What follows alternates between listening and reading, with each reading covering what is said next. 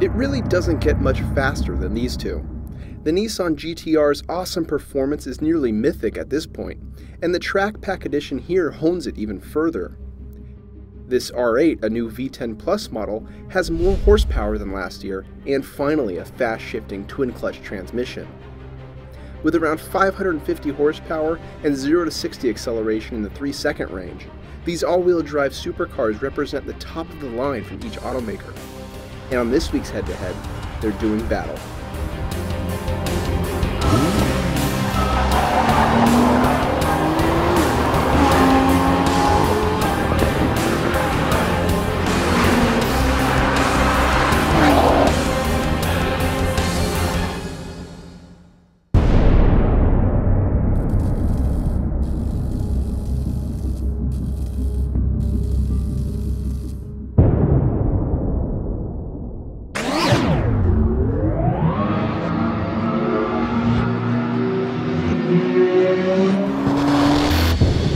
These are two very different cars separated by a substantial amount of money, but it's fascinating at how they go about accomplishing similar goals. The smaller, lighter, and wider R8 uses a traditional and effective mid-engine layout and a high-revving, naturally aspirated V10. It has a simple-looking but light all-wheel drive system, using a viscous center differential to send torque forwards. The GT-R, by comparison, is a science project, with its twin-turbo V6 up front sending power to the transaxle, which in turn sends torque back to the front on a separate drive shaft when the electronics deem it so.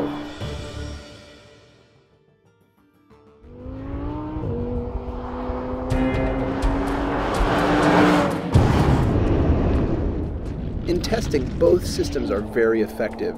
The R8's launch control holds the V10 at a satisfying wail before spinning its tires as it screams ahead. While the R8 seems fast, the Nissan quickly upstages it. With not even a chirp from its tires, the GT-R simply disappears. That 0 to 60 result ties it with the quickest production cars we've ever recorded. In our braking test, the grippy Dunlops on the GT-R show their effectiveness. While the R8 has large ceramic rotors, its standard Pirelli P0s limit its stopping performance. The tire difference shows again on the figure 8, with the GT-R posting a half-second better lap time. Our data shows that the Nissan makes up most of its time on corner entry.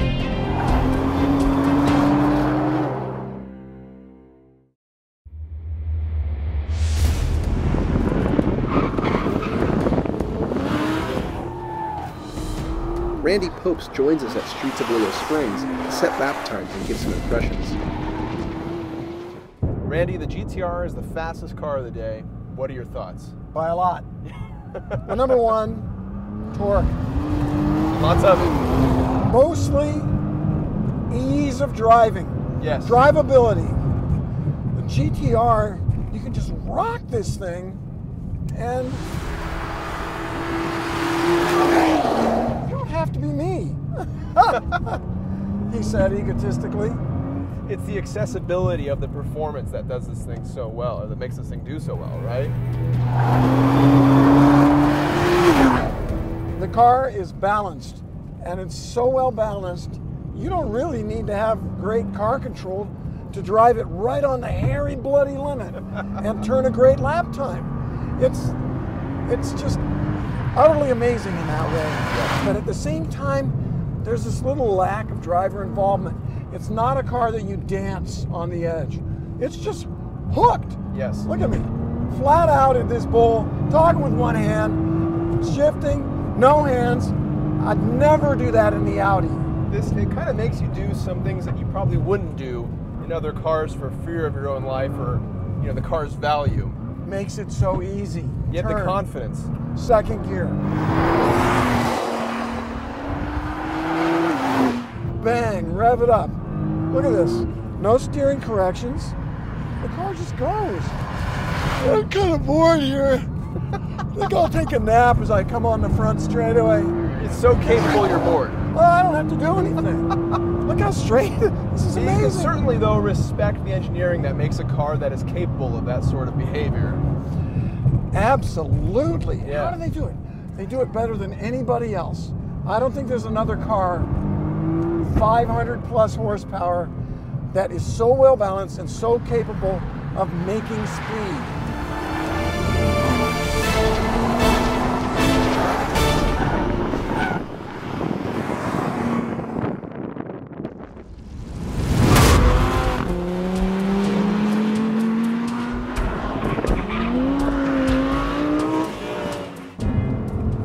Randy, this R8 has more horsepower than the GT-R. It's lighter.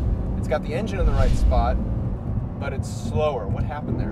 What were those two T's you were describing earlier, Carlos? What, Traction and car control. Wait, that's not a T. But a good example of how the R8 is much easier to break the tail free all the way from corner entry to exit under power. I find myself being a little careful with the car.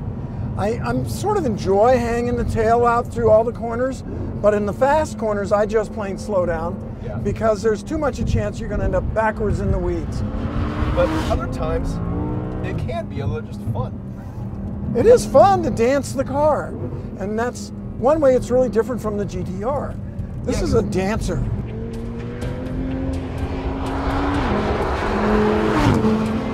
Well, you know what? Driving the Audi R8, it's a little bit harder to talk because you're busier. You have to focus. It requires a lot more precision. If you were trying to turn your top lap time in the Audi R8, you've got to be on it every second. Yes. It is a difficult car to drive fast because of its oversteer. Someone at Audi considers this kind of handling to be sporty, because this is a very much the high-end R8, right? Yes. Top of the line. It is the top of the line R8 currently. V10 Plus. And it is loose. It's a car where you want to leave the stability control on. V10 Plus oversteer. But it is nice being able to step out an all-wheel drive car like that. It is amazing. It does not feel like the all-wheel drive cars that I've known. Yes. They tend to understeer more under power, especially in the middle of the corner. And in this Audi R8, the all-wheel drive is almost invisible. Yeah.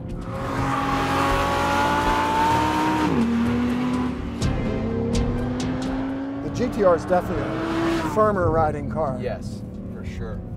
And I don't think it has the structural rigidity that the Audi does, but the Audi has an excellent street tire, the Pirelli P0. Yes. Not Corsa. Yes. It's like a real tire. I mean, it's got tread.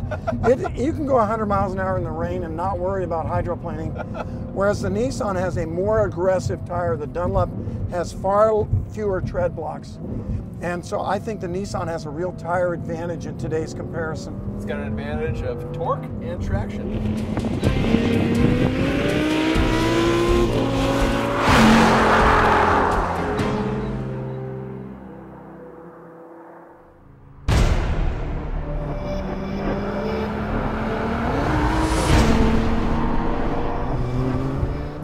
On the road in the Audi R8, you first notice this overall sense of quality within the interior of this car.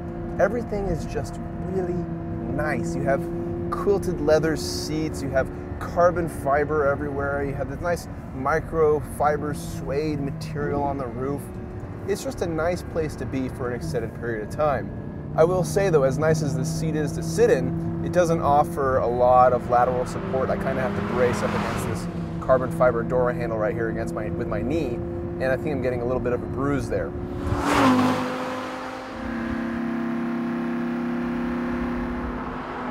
The sense of quality is simply everywhere, and you notice that too in the ride, which is firm as you would expect from a supercar, but it's not jarring. You don't get like these massive vertical movements. You don't notice bumps in the road as much as you might in the GT-R. It's really comfortable, especially on the freeway, where the car feels just sort of like an Audi A4, A6. It's just smooth and nice, easy to drive, and comfortable.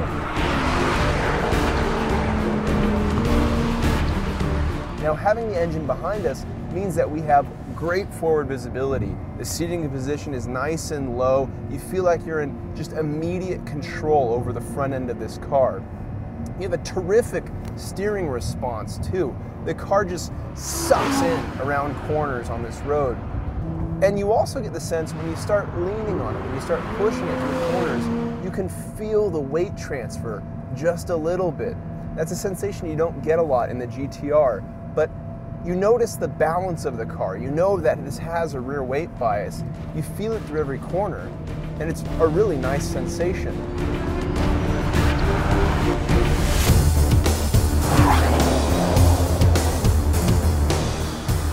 Now, the Nissan GT-R on the road has always been sort of a strange beast. You feel like you're driving a sort of a prototype of a car because of the noises and the sensations of driving it.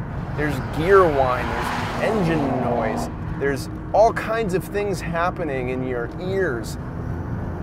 And then there's the way it goes around corners, which is just insane. You have a level of acceleration here through corners and confidence that most cars simply can't give you. Now let's talk about what it's like to sit inside. Well, we have in the track package these new seats, which are pretty ugly, but do a decent job of holding you in your spot. I don't have to brace my knee against the door as much as I do in the R8. It's sort of an inelegant looking cockpit though. It just is meant to be functional and usable. And considering that the rest of the car works that way, it makes sense. You shouldn't expect high-level luxury in the GT-R. That's not its purpose. Its purpose is dominating roads, dominating racetracks, putting down impressive numbers, and so on. And it does that very well.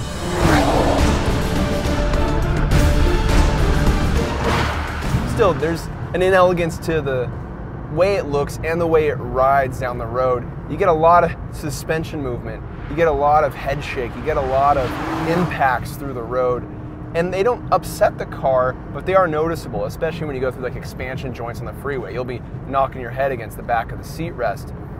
Going up a mountain road just makes you giggle at how surreal it seems to be.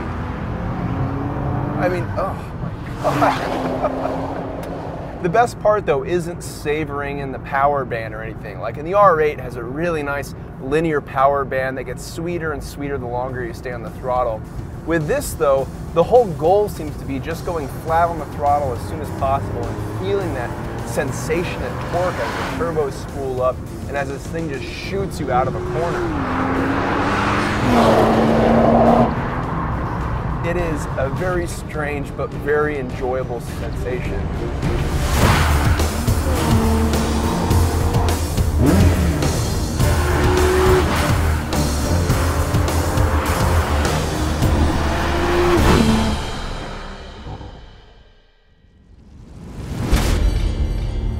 A convincing argument exists for both cars. The GT-R earns respect for being so spectacularly dominant at speed. It is the new supercar killing machine. But in doing what it does so well, it neglects the subtle but hugely enjoyable elements of driving a car. It sees the apex but misses the road. The R8 has depth. Its ease of use and comfort means you could drive it every day, and yet that functionality doesn't impede the fun when you drive it fast. Crucially though, and unlike the Nissan, you don't have to be at the absolute limit to enjoy it. The R8 wins not because it's more refined, sounds better, and looks better, but because, simply, we all wanted to keep driving it.